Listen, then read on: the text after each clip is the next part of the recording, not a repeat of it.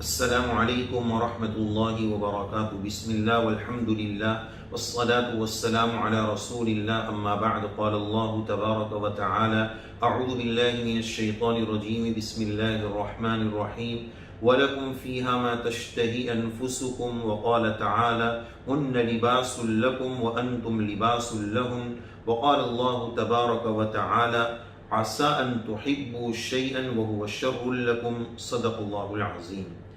محترم ناظرین و سامعین، اس سے پہلے ہم نے آپ کی خدمت میں شادی کے تعلق سے کچھ وظیفے ذکر کیے تھے اور اس میں یہ وعدہ کیا تھا کہ اگلی مجلس میں انشاءاللہ اپنی پسند کی شادی کے لیے کچھ وظیفے آپ کی خدمت میں پیش کریں گے، لیکن سوچا کہ ان وظائف کو ذکر کرنے سے پہلے لو میرج ان اسلام، اس ٹاپک کی، اس عنوان کی شریعت میں کیا حقیقت ہے، لو میرج اور اپنی پسند کی شادی کی شرعی اور اسلامی کیا ہدایات ہے، اس کی کیا وضاحت ہے، آپ کی خدمت میں پہلے وہ عرض کر دیے جائیں اور پھر الگ سے اس کے وظائف کو ذکر کیا جائے۔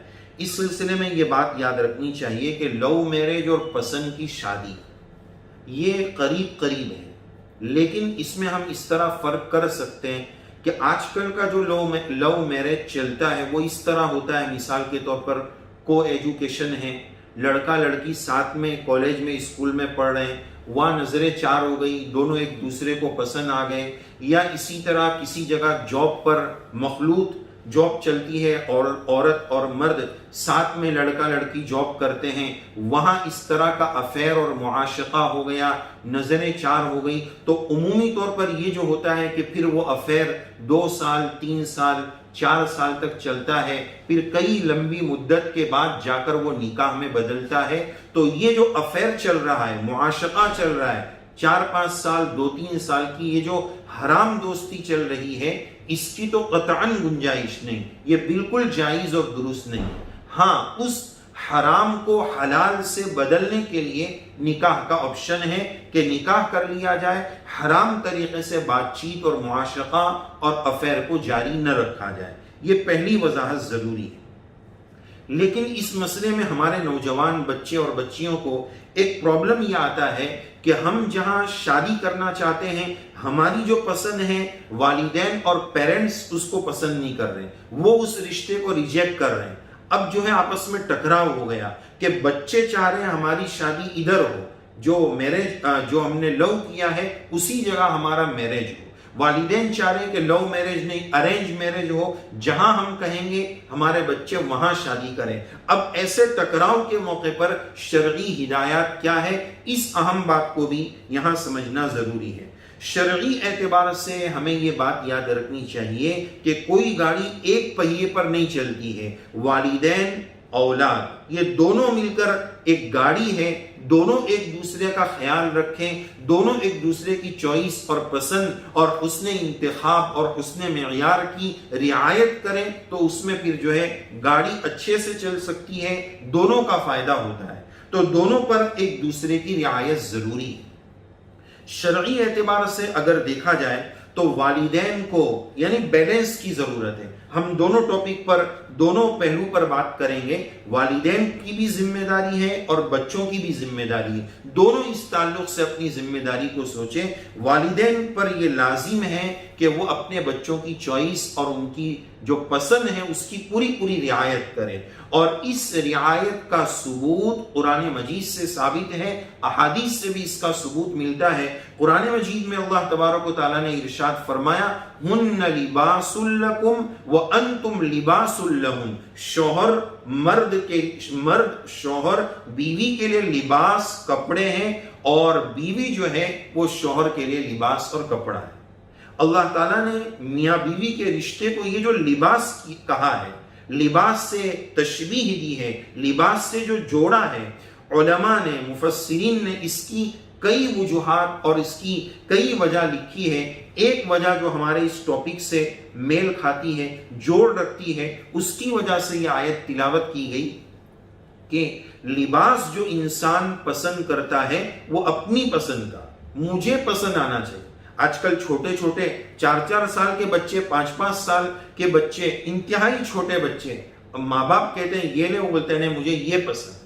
تو چھوٹے بچے جب اپنی پسند کی رعایت کرتے ہیں اور اپنی پسند کا لباس لیتے ہیں تو اس سے ثابت ہوا کہ میاں بیوی ایک دوسرے کے لیے لباس ہے، لباس اپنی پسند کا ہوتا ہے، لہذا یہ رشتہ بھی بچوں کی پسند کی رعایت کے ساتھ ہونا چاہیے۔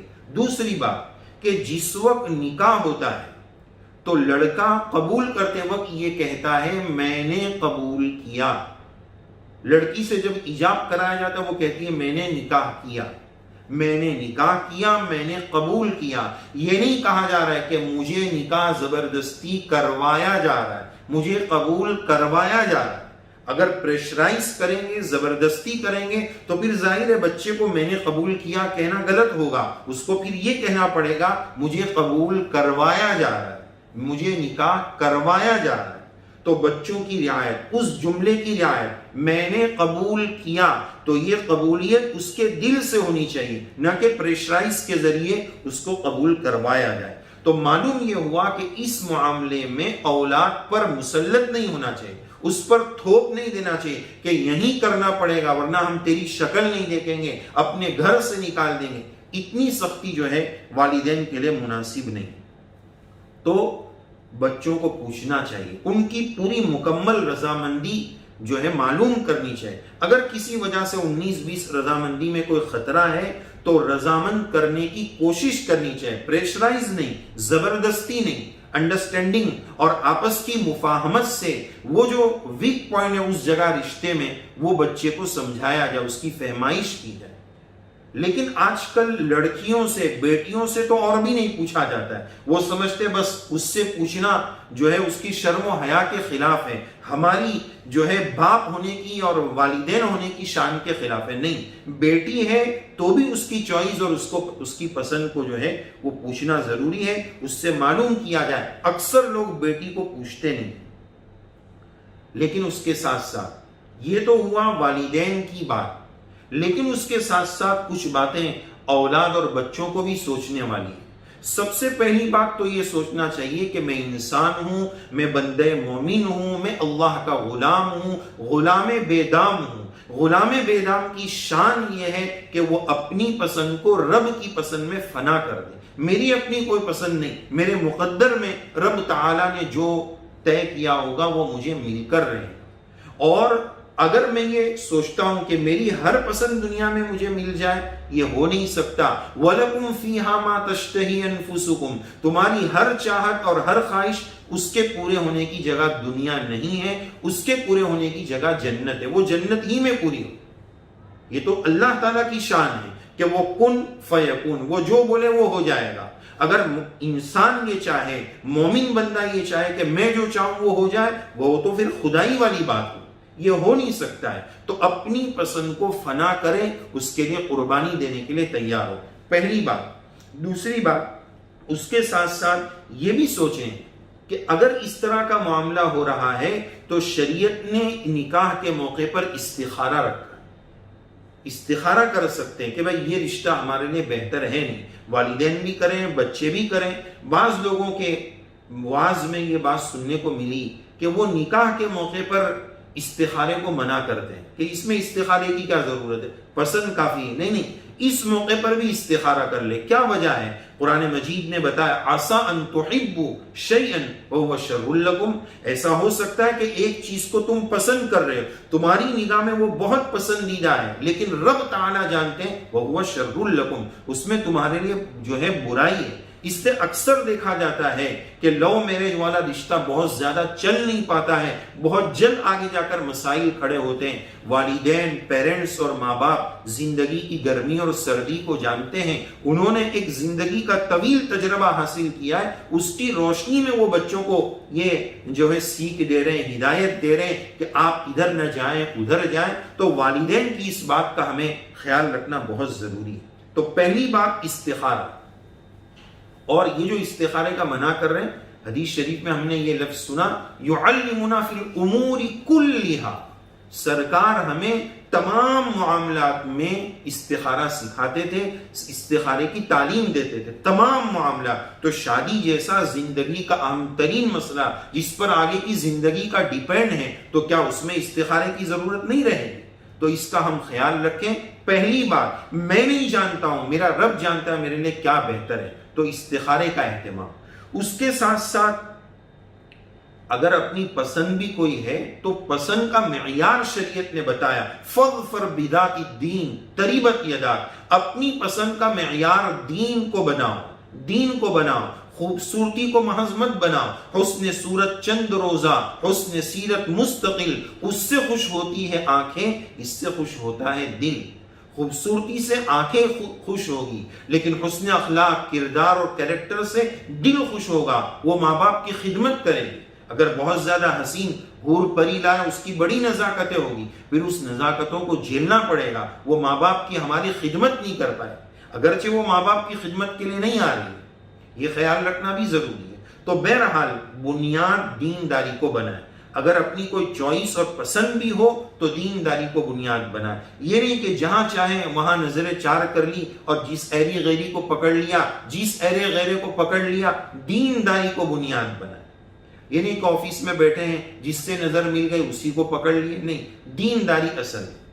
تیسری بات یہ کہ اگر ماں باپ منع کر رہے ہیں کہ نہیں یہ رشتہ ہمیں نہیں منظور ہے، تو سوچنے والی بات ہے کہ میرے اتنے شفیق مہربان ماں باپ جنہوں نے بچپن سے لے کر آج تک میری کوئی خواہش، میری کوئی چاہت کو ریجیکٹ نہیں کیا، نہ دن دیکھا، نہ رات دیکھی، نہ سردی دیکھی، نہ گرمی دیکھی. جب میں نے جو خواہش پیش کی ماں باپ نے وہ حاضر کر دیا. میری زندگی کی ہر چاہت کو پورا کیا ہے. آج وہ منع کر رہے ہیں تو آخر کوئی تو وجہ ہوگی. وہ میری زندگی کے اس اہم موڑ پر کیوں میرے اگینسٹ میں جا رہے ہیں، کیوں میری پسند کی مخالفت کر رہے ہیں. ذرا یہ سوچنے والی بات. آج اولاد بھی ضد پر آ جاتی ہے اور ماں باپ بھی ضد پر چڑھ جاتے ہیں، اور پھر ہوتا یہ کہ طے کر لیتے ہیں کہ ادھر نہیں ہوگا تو پھر شادی نہیں ہوگی. یہ بالکل مناسب نہیں. شادی اور یہ تو اسلام نے زندگی کا اہم ترین حصہ بتایا، تمام نبیوں کی سنت ہے. کیوں اتنی شریعت نے نکاح کو اہمیت دی ہے؟ بھائی یہ کھانے پینے کے بعد انسان کا تیسرا باڈی کا نیچرلی اہم ترین تقاضا ہے. وہ نہیں اس تقاضے کو پورا کر پائے گا تو حرام کی طرف جائے گا. اس سے خیال رکھنا ہے.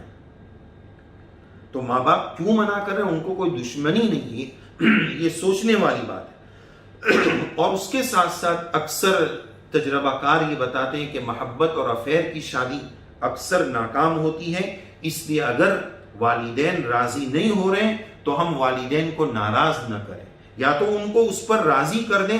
بہت سارے لوگ پھر اپنا راستہ کٹ کر لیتے ہیں، والدین کو ناراض کر کے کورٹ میرج تک چلے جاتے ہیں. ماں باپ کو ناراض کر کے ہم کیا زندگی میں سکھ پائیں گے؟ جس قرآن مجید نے ہم کو یہ کہا کہ جن والدین کو اف کہنا منع ہے، پوری زندگی ہم ان کو ناراض کر کے الگ راستے پر چلے جائیں. اللہ معاف کرے، کچھ لوگ تو مذہب کا بھی خیال نہیں رکھتے.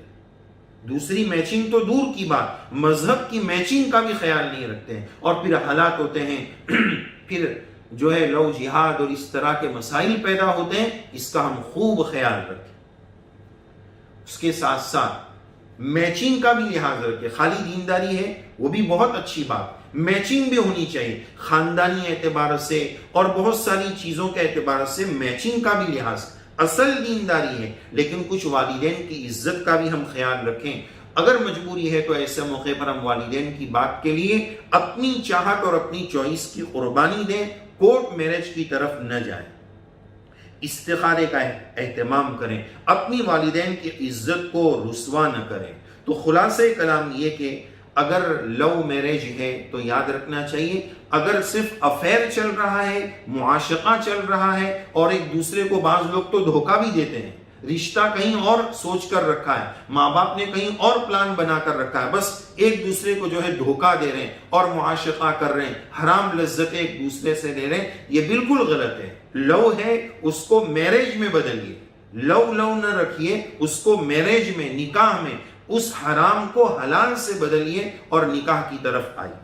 بہرحال یہ جب اس طرح کا ٹکراؤ ہو جائے تو اس کو اپنی انا کا مسئلہ نہ ماں باپ بنائیں نہ بچے بنائیں.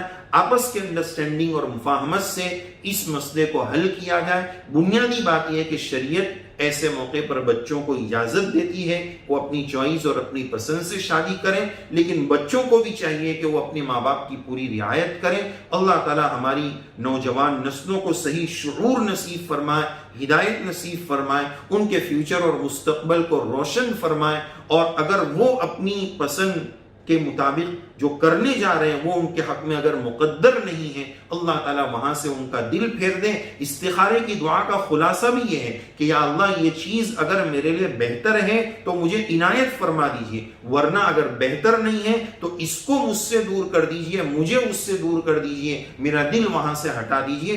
بڑی استخارے کی پیاری دعا ہے، ہمارے استخارے کے تعلق سے تقریباً 6 الگ الگ ویڈیو ہے، آپ اس کو بھی دیکھ سکتے ہیں۔ بس اللہ تعالیٰ سے دعا ہے اللہ تعالیٰ ہماری نوجوان نسلوں کی عصمتوں عزتوں کی حفاظت فرمائے، سب کے مستقبل کو روشن فرمائے، خوشگوار ازدواجی زندگی اور اچھی میرڈ لائف سب کو نصیب فرمائے، آمین یا رب العالمین۔ وآخر دعوانا ان الحمد للہ رب العالمین۔